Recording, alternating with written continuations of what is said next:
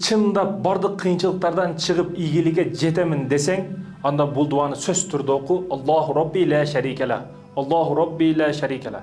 Кааласаң 700 жолу bir күндө, кааласаң 77 жолу, кааласаң 17 жолу, кааласаң жөн эле 7 жолу.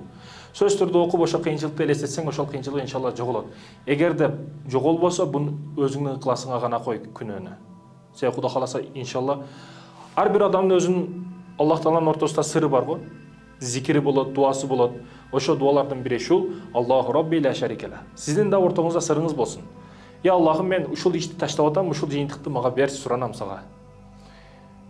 Деп дуа кылыңыз, урматтуу мекендешим. Бир жаманды ташташ десерге Кудайдан бир нерсени сурасаңыз, ошол нерсени Аллах үчүн таштасаңыз, сизден эбегейсиз эселеп туруп жакшыраагын берип коет сизге. Ошондой экен, урматтуу мекендешим, Аллах үчүн ошол нерсени таштаңыз. Ал жамандыкты, жакшылыкты бардыгын Аллах үчүн баштаңыз. Ишене бериңиз, бул жашоодо урматтуу мекендешим, эстүүнүн эсебимен айтып койду да бул жерде. Жок, негизи шарият боюнча ар бир пенденин алдына коюлган, душман катары коюлган бир чоң нафс каалоосу бар да. Мисалы үчүн алкаштар үчүн бул нерсе арак да. Ал аракты таштаса, ал чындап ийгиликке жетет, бул жашоосу ахиретте дагы.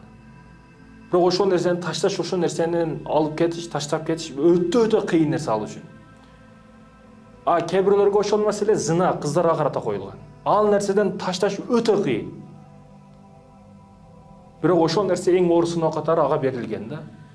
Ар бир адам, ал каала президент, каала бомуш, каала бизнесмен, каала молдо, каалаган адам болсун, каалы кары болсун, ал дамла болсун, ким болбосун, сөз түрдө алдыга бир нерсе коюлгандан алдыга. Өтө чоң көйгө, өтө чоң нафс каалоо бир нерсе коюлган. Ошол нерсе менен күрөш, анын иши, ошонун милдети да. Ошондой экен, урматтуу мекендешим, бул дуаны окуңуздар, иншалла ийгиликтин бир кадамы. Ал эми урматтуу мекендешим, ошо күрөшө турган нерсени сөз түрдө ташташ керек, жеңиш керек.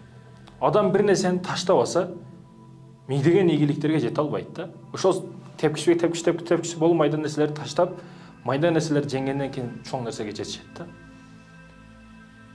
Эми ошол эстүүнүн эсеби боюнча эсептеп көрдүк. Азыр экинчиси боюнча. Мына карасаңыздар, адамды жөн эле бөлүп туруп карайбыз азыр.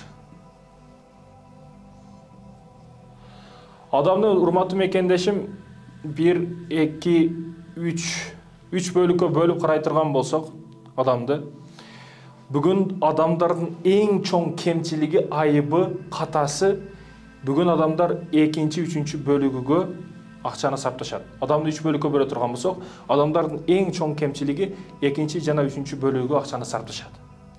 Жешке, ичишке, кумарын кандырышка, жөн эле жүрүшкө, жалкоолукка, телефонго, башкага жөн эле акчасын сарптай берет дей. Мына түшүп шаарда араласаңыз, кафе жаман көп.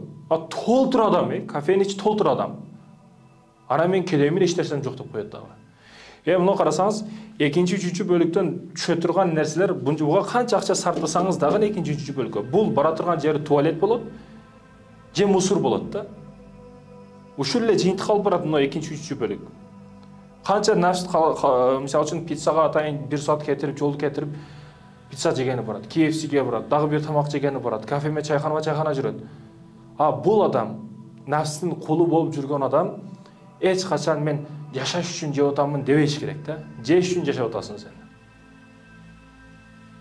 Урматтуу мекендешим, ошондой экен, бул жер негизги бара турган жер ушундай жерлер экен. Буга сарптабаш керек. Бүгүн мыноо жер пустой бош калып кетип атат, биринчи бөлүгү. Бул ме чындыгында бош калып кетип атат. Bir күндө bir бет китеп оку дейм да, мисалы үчүн. Китеп окушаба, Куран үйрөткөн учурда мен 1 жылда, мисалы үчүн 360-365 күн bir беттен окуганда ошончо окуп коесуң. Сен ошону эле окугун дей, ошондо окубайт да. Башында баягы ичиндеги дух мотивация менен келип, мен окуйм, окуп салам деп келет дагы. Дароо бир 10 бетти, 20 бетти жаттап салгысы келет да. Жок, ошол духту бөлүп эме кылсаң. Максат bir күндө окуп коюш эмес, максат өмүрдө акырга чейин окуш. Ошондой экен, урматтуу мекендешим, туруктуулар жетет максатка. Мындай байкап карап көрө турган болсок, биз мисалы бир күндө саарлап бир нерсени ойлойсуз да сиз. Бир күндө саарлап бир нерсени ойлойсуз. Бүгүн ушундай ишти кылам, мындай ишти кылам деп пландайсыз дагы. Ошо ишти кыла албай каласыз мисалы үчүн. Анан кечкурун жаткан учурда ошол нерсе эсиңизге келе берет. ошого 100 сом беришим керек эле, бере албай калдым, мынандай ишти бүтүрүшүм керек эле, бүтүрө албай калдым, фаланча мекеме жолугушум керек эле, жолуга албай калдым деп, ошол нерселерди кайра ойлоп, ошол нерселер башыңызда проблема болот да. Анан ошол нерсени менин артына биз таштап кое беребиз да. Ушул нерсени кылыш керек эле, мындай кылыш керек эле деп менин артасына таштап кое беребиз. Мисалы 10 жылдан бери ойлонуп жүргөндөр бар, бизнес кыламын деп. Же кылбайт, же ошону унутуп койбойт да. Мен айтам ошолорго, же кыл, же аны эстебе, унут. Ачыгын айтканда. Андай кылыш керек, мындай кылыш керек жүрө берет да. Ошон жөн эле ойлонуп, өзүн өзү кайга сыгып ойлонуп жүрөт. Жок, сен ошону кыл, же ойлонбой кой. Ошону ойлобо вообще. Менин артына таштап койбо мусор кылып. Ошол мусоруңду оборот кылып, мен өз энергияңды алып коет. Менин 50% энергиясын ушу болбогон эле болбогор биздин ойлорубуз алып коет да.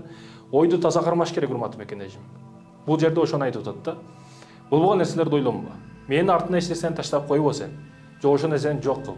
Же ошол нерсени аткар. Же жок кыл. Же ойлобо вообще. Ошондон экен, урматтуу мекендешим, эстүүнүн биринчи эсеби боюнча айттык бул жерде. Мен бош калып кетип атат. Китеп, мисалы кийимге акча бар, жегенге акча бар, KFC-ге акча бар, бардык акча бар. Анан 500 сом китеп экен десең, дейт да. Кымбат экен дейт. Кымбат да. Бардык жакшы нерселер кымбат, анан кыйын болот, урматтуу мекендешим. Саарлап тренировка кылыш, спорт менен машыгыш, чуркаш бул пайда. Бирок ошол кыйын нерсе, төшөктөн туруш өтө кыйын. Бул нормал нерсе да, бул болуш керек болгон нерсе. Себеби жакшы нерселердин бардыгы кыйын болот. Оңой эле бешке кирип кете албайбыз биз. Орозду кырмаш кыйын, мисалы үчүн. Чындап эле кыйын болушу дагы керек эле да бул. Эч бир жеңил нерсе жок. Жакшы нерселердин бардыгы кыйын да. Китеп окуш кыйын, мисалы үчүн. Ар кимдин колуна келе бербейт. Мисалы үчүн штангисттер бар, 200-500 кг көтөргөн. Алар 2 кг төшөгүн көтөрө албай калат багымат учурунда. Көрдүңбү? Ошондой экен, жакшы нерселер кыйын. Урматтуу мекендешим, ошондуктан бул жерге мээге сарпташыбыз керек көбүрөөк акчаны. Эгер мээге сарптабасак, биз муну 2-3 бөлүккө сарптап жүрө беребиз акчаны. Мисалы жөнөкөй эле ойлоп көрө турган болсок, бүгүн тойго үйлөнөм деген бойдоктор 500-600 миң акчаны жөн эле кетирип коюп атат да. Азыр жөн эле шарият менен акча кыламын дегендер да чок дегенде 200 миң акчасын кетирип атат. Ошондой экен, урматтуу мекендешим, калланы иштейт деп коет биз баткенде. Каллаңды иштет. Иштетпесең, калласы иштеген адамдардын колунда кул болуп жүрө бересиң дегени да. Бүгүн сен иштетпесең каллаңды. Бүгүн балаңыз телевизор көрүп, телефон чукулап отурабы? Эртеге китеп окуган, китеп чукуган балдардын колунда ишчи болуп калат балаңыз. Балаңызды кандай коомго тарбия кылып берип атканыңыз ал өзүңүздүн колуңузда. Балам телефонду ал дегени, бар кет, жогол, көзүмө көрмө, телефон менен күн бол дегени да.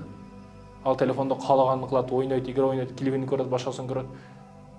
Мындай карап көрсөк, эне бүгүн балам тынчсын деп колуна телефон берет.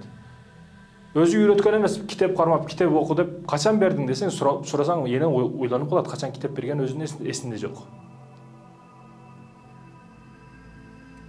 Мурда мисалы үчүн мектептен мугалимдер келип, арызданып, жаман, балаңыз жаман десе, ата эне мугалим жакта болот эле да.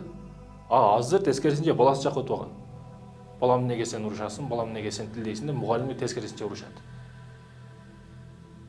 Муну жер бош калып кетип атат, ошондуктан, урматтуу мекендешим. Биз тойлорго сарптап аткан, 5 той кылат, мисалы үчүн бир бала төрөлөт, $2000, ажыга барып келет, андан той кылат $5000, үйлөнүп үлпөт той кылат, ага жок дегенде $10,000 мисалы үчүн. Мындай эле эсептеп көрө турган болсо, $50-60 миң жөн эле кетип калат. Той маареке бир нерсе кылып элечи.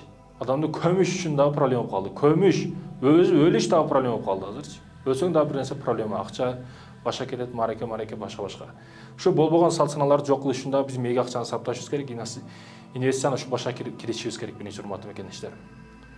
Адамдардын эң чоң кемчилиги ушул жакка сарптабай атат, мынау жакты өчүрүш керек. Мындай карасаңыз, Бишкекти араласаңыз, толтура кафе. Толтура кафенин ичинде толтура адам да. Жөн эле максатсыз жүрө берет, жөн эле чай ичип жүрө берет, жөн эле жеп жүрө берет да. Жеп ичиш, кумардыкандырыш максат эмес. Мындай карасаңыз, башка өлкөлөргө, Россия, АКШ бар жокку барсаңыз, жадагысы кече Өзбекстанга барып келдик. Метрого түшсөңүз дагы адамдардын китеп окуганын байкайсыз да азыр.